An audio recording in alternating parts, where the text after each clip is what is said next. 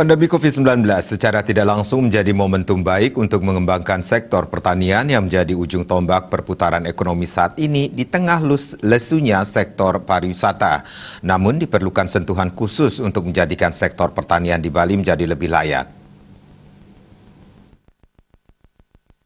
Anggota DPR RI Inyoman Parde mengatakan, harus ada perhatian khusus yang membuat petani di Bali tergerak dan lebih semangat bertani, mulai dari edukasi awal bertani hingga panen, kesiapan lahan, pupuk, pestisida, dan faktor pendukung lainnya.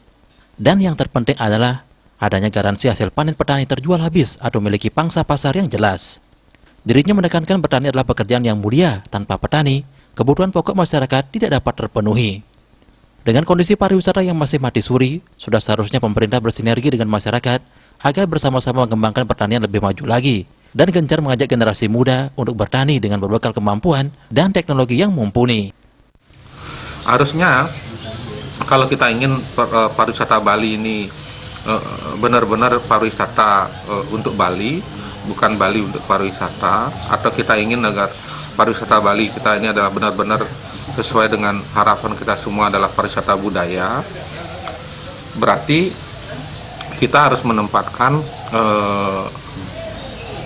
pertanian sebagai akar budaya Bali.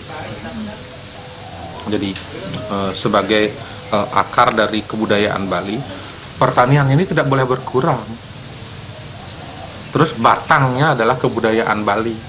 Ke depan pertanian diurus dengan baik karena dia adalah akar dari kebudayaan Bali.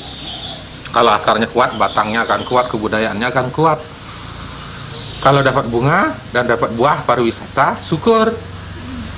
Kalau tidak, yang penting akar dan batang kuat, suatu saat dia juga akan tetap berbuah dan berbunga. Diharapkan ke depan generasi penerus tidak lagi malu untuk bertani. Dengan diimbangi teknologi yang canggih, kemungkinan besar sektor pertanian dapat menjadi cikal bakal perputaran ekonomi yang utama di Bali.